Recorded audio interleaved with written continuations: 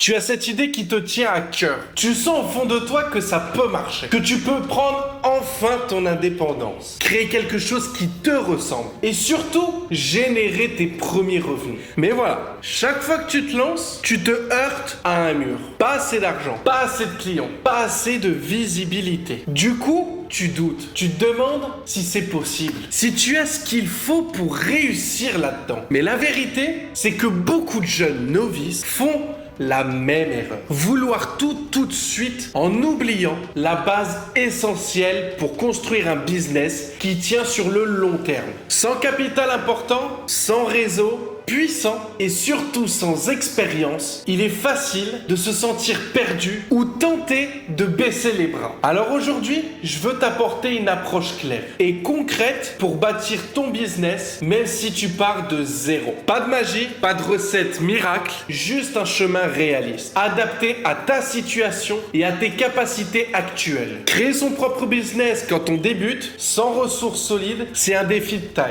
Beaucoup prennent ce chemin avec enthousiasme, mais finissent rapidement bloqués par des obstacles pratiques. Financement, acquisition client, gestion du temps et choix des priorités. Le découragement vient souvent de l'impression qu'il faut lancer un projet énorme immédiatement. Mais le problème, c'est qu'on veut brûler les étapes. Or, tout gros business rentable a commencé par de petites briques posées, patiemment et avec un apprentissage constant. Faut comprendre que ça, c'est la clé pour pas se perdre dans la frénésie des résultats instantanés. Le but ici est de cesser ce mythe. Un business durable ne se construit pas à coup d'argent ou d'expérience miraculée. Il se construit étape par étape avec détermination, une méthode et surtout une vision claire. Premièrement, trouver une idée simple et testable. Avant de vouloir créer un empire, tu dois commencer par une idée simple, concrète et validable rapidement. Parce que beaucoup d'entrepreneurs jeunes brûlent les étapes en cherchant à se lancer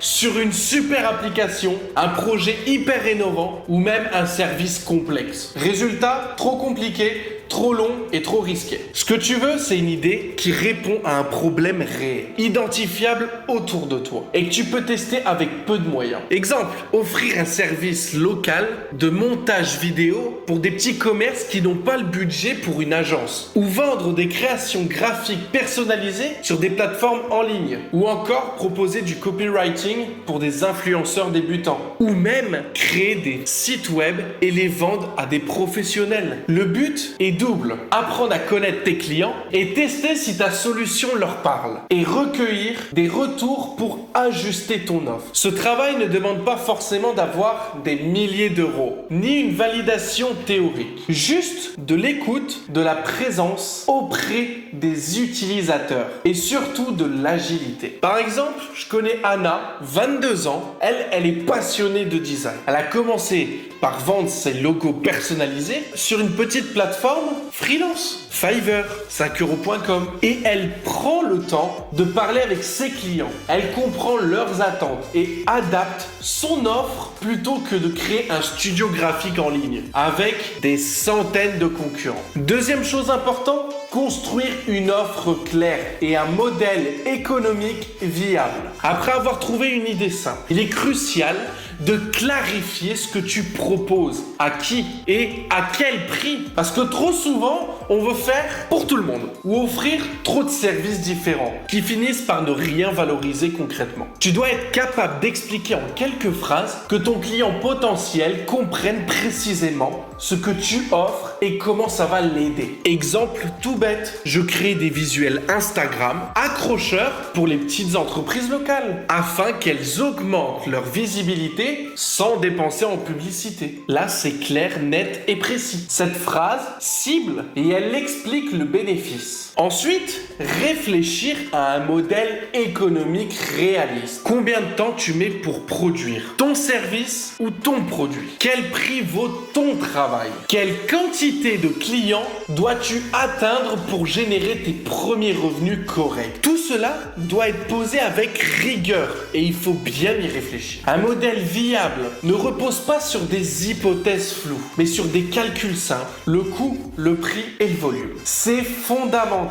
C'est le fondement d'une activité durable. Sans ça, tu risques d'être en permanence en déficit de temps ou d'argent. Par exemple, j'ai Lucas qui propose des services d'assistant virtuel. Il calcule qu'il peut facturer 25 € de l'heure et qu'il lui faut au moins 10 heures par semaine pour atteindre 250 € de revenus mensuels. Il cible alors les freelances qui ont besoin de déléguer la gestion d'email. Le business repose avant tout sur la confiance. Sans confiance, pas de clients, pas de recommandations et surtout pas de croissance. C'est souvent là que même les jeunes très motivés peinent à avancer parce qu'ils manquent de contacts. Pour construire un réseau, ne pense pas que ça passe uniquement par des rencontres formelles. Salon ou LinkedIn. Commence par ton cercle proche. Famille, amis, connaissances, coiffeur que tu connais, boulanger. Parle de ton projet. Demande des conseils. Échange avec des personnes qui utilisent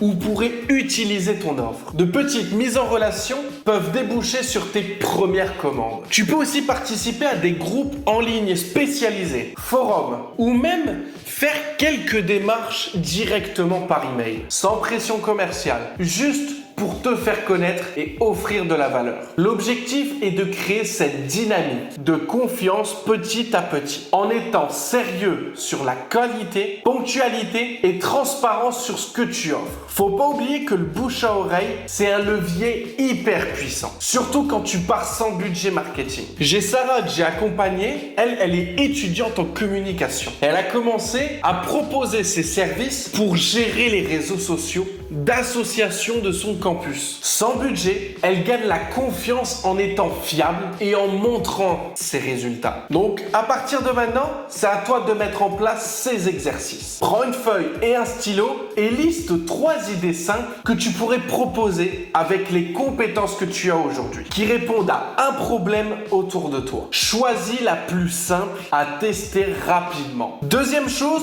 tu vas rédiger une phrase claire présentant ton offre à un client idéal. Rappelle-toi, il faut que ce soit simple et que le client comprenne directement ce que tu vends. Et ensuite, simule une discussion avec une personne imaginaire et ajuste-la pour qu'elle soit compréhensible et pertinente. Et ensuite, tu vas contacter 5 personnes dans ton entourage. Famille, amis, réseaux sociaux, collègues de travail, patron, boulanger, coiffeur, peu importe, pour leur parler de ton idée. Et tu prends des notes, des retours, des questions et également de propositions éventuelles. Mais attention, ne fais surtout pas ces erreurs. Vouloir créer un projet trop compliqué dès le début. Multiplier les offres ou services sans se concentrer. Ignorer l'importance du retour client et ne pas ajuster son offre. Sous-estimer le temps nécessaire pour construire son réseau. Négliger l'aspect financier et ne pas calculer ses objectifs. Donc mets un plan d'action hyper simple. Premièrement, tu identifies une idée simple, testable dès cette semaine. Deuxièmement, tu clarifies ton offre en une phrase simple et impactante. Troisièmement, engage une conversation avec au moins 5 personnes de confiance pour présenter ton offre. Sixièmement, calcule le prix et le temps nécessaire pour ta prestation. Septièmement, concentre-toi sur la qualité du service et la relation client. Et là, à ce moment-là, tu vas pouvoir construire un business durable, même quand on débute sans ressources. Il faut ne pas oublier que ce n'est pas une course, c'est une marche posée et réfléchie. C'est accepter de commencer petit et d'apprendre vite, d'écouter sincèrement ses clients et de garder une rigueur sur ses choix. Ce chemin peut parfois sembler long, mais il t'emmènera là où tu veux vraiment aller. Chaque étape est une victoire. Chaque échec est un apprentissage. Chaque client gagné, même modeste, est un socle solide pour ton futur. Alors ne te précipite pas. Apprends, ajuste et avance. Parce que tu as déjà tout ce qu'il faut pour commencer. Si ce contenu t'aide vraiment à avancer, tu peux liker la vidéo, t'abonner et me suivre sur les réseaux sociaux. Et si tu veux aller plus loin et qu'on travaille ensemble pour structurer ton parcours, tu peux réserver un call tranquillement. Le lien est en description.